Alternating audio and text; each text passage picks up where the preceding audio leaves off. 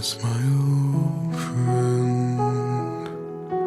I've come to talk with you again, because a vision softly creeping left its seeds while I was sleeping.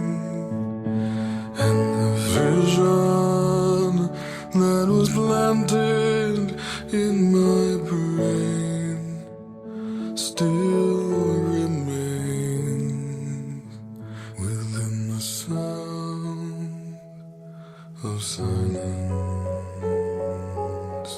In restless dreams I walked alone, narrow streets of cobblestone. Neath the halo of a street lamp, I turned my collar to the cold and damp. When my eyes were stabbed by the flash